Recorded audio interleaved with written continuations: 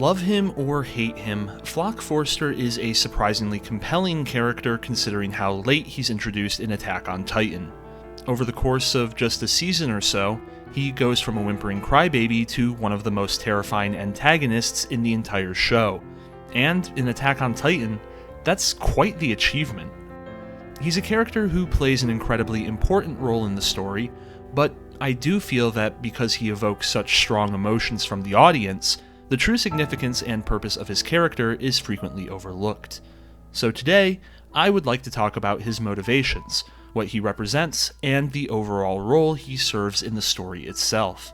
This is an analysis of Floch Forster, the man who brought forth the devil.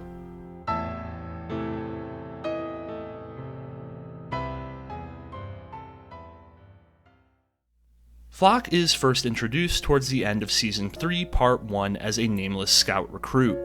He's bright-eyed and optimistic, but once he's forced to experience actual combat, he easily crumbles under the pressure, devolving into a crying mess. Following Erwin's suicidal charge against the Beast Titan, Floch finds himself as the only survivor aside from Erwin himself. Although he's initially resentful towards Erwin for his reckless plan, he soon comes to appreciate that his willingness to take risks and to sacrifice as many lives as necessary are what gave them the chance of victory at all. He seeks meaning in the fact that he survived, and comes to the conclusion that his purpose is to bring back the devil that could lead them to victory. That reasoning is why he tries so hard to revive Erwin, and why he's openly antagonistic towards Armin when he's chosen instead. By the time Season 4 rolls around, he has become one of Paradis' best soldiers, playing a significant role in the raid on Liberio. But after returning to the island once more, he betrays the military to help Eren and the Jaegerists pursue their goal of annihilating everyone outside of the island. Instead of Erwin, Floch now sees Eren as the devil that's capable of saving humanity within the walls, and he's willing to die if it means Eren succeeds. To be honest, Floch's character progression is not that difficult to understand. He's a person who's never afraid to speak his mind, whether he's absolutely terrified or raging against his enemies. It's a characteristic that gives us a lot of insight into his thoughts and development. But I think it's one of the main reasons that he's despised by so much of the audience. Even when he's confronting someone like Mikasa or Eren, he doesn't hold back his opinions. As he puts it, someone has to tell the truth. But in addition to the content of his views, I think a lot of it boils down to the fact that he is consistently in open opposition to the main cast whenever he's on screen. And I'm not just talking about the arguments he gets himself into. His very character seems to be in contrast with them at every turn. In the very first scene he appears, he represents the bright-eyed scout recruit, while the main cast gives off the aura of battle-hardened veterans. While he is cowering on the ground in Shiganshina, our heroes are calm and collected under immense pressure.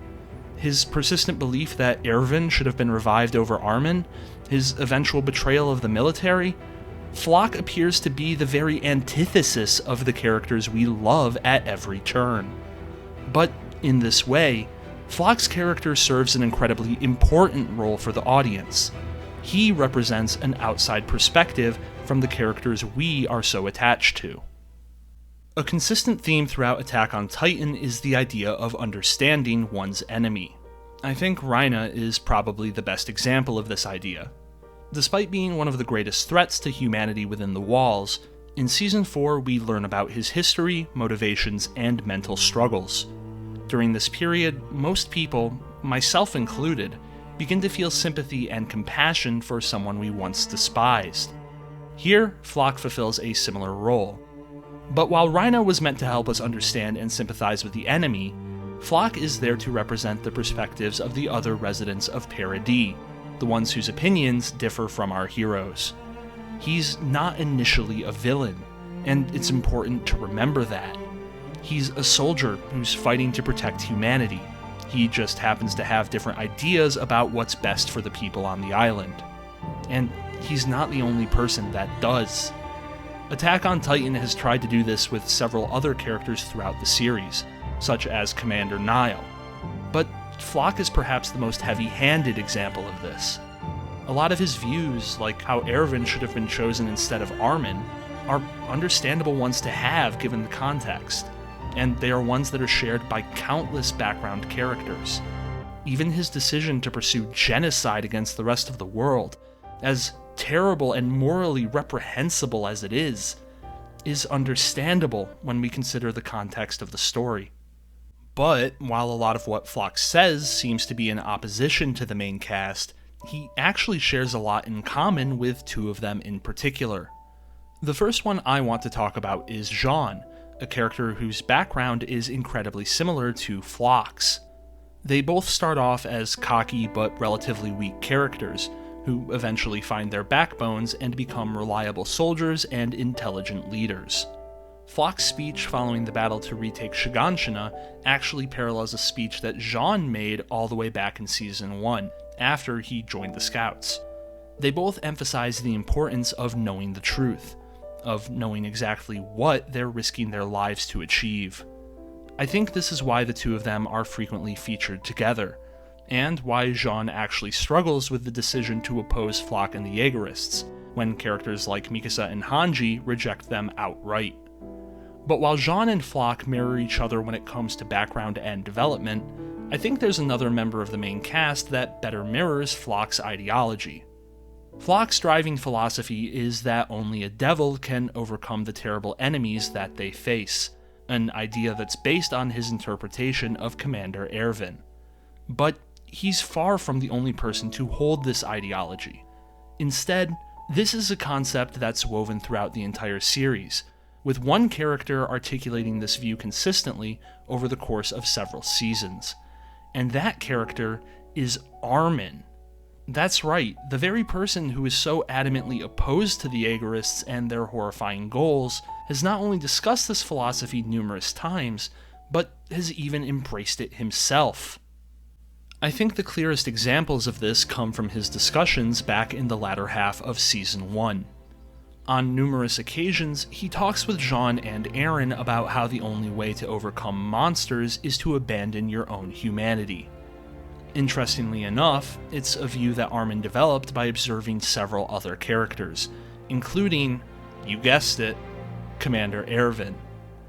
During many pivotal moments, he tends to return to this ideology, asking himself what he needs to abandon in order to emerge victorious.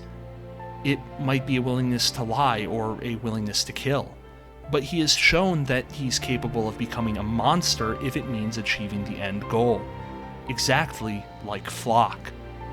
That being said, there is a core difference between these characters, a reason why they've become so diametrically opposed despite their similar ideologies.